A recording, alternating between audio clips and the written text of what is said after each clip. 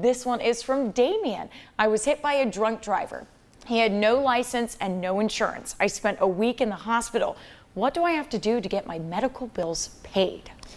Damien, unfortunately, you have now run into, or somebody has run into you, that is the 1 in 4 persons in the state of Florida who do not carry insurance. And so this is why we tell people on the show, please make sure that you carry something called uninsured motorist coverage that protects you in the event somebody hits you and they either don't have enough insurance or they have no insurance at all. But not all is lost, Damien. There needs to be some investigation done, and it doesn't sound like that you've reached out and hired a law firm, but a law firm that does personal injury is going to look into some of the factors that might actually help you seek a recovery. Number one, the easiest one, is of course the uninsured motorist. If you purchased it, if it was on the vehicle that you were in, or if it was in your household. So you got 3 different options there.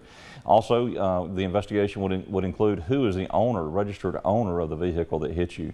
Drivers and owners can be different, and so if the driver and owner are different, we will seek, or our law, if our law firm is investigating, we will seek to find out whether or not the driver of, the owner of the other vehicle has insurance. And guess what? That can be different. Sometimes it could be a loaner vehicle, somebody could have loaned it to somebody, anything like that. Then we're going to look to see, hey, was this fellow running an errand for a business? Maybe there's a business insurance out there. And then finally, one of the other investigations, since he was drunk, is we'll look into it to see whether or not there is a dram shop possibility. Dram shop is when there's liquor liability when you serve somebody who's under the age of 21 or a known alcoholic in the state of Florida. If it's outside the state of Florida in Alabama or Georgia, it can be just over-serving somebody, as simple as that. And if that happens, then that person can be responsible. So not all is lost right now, Damien.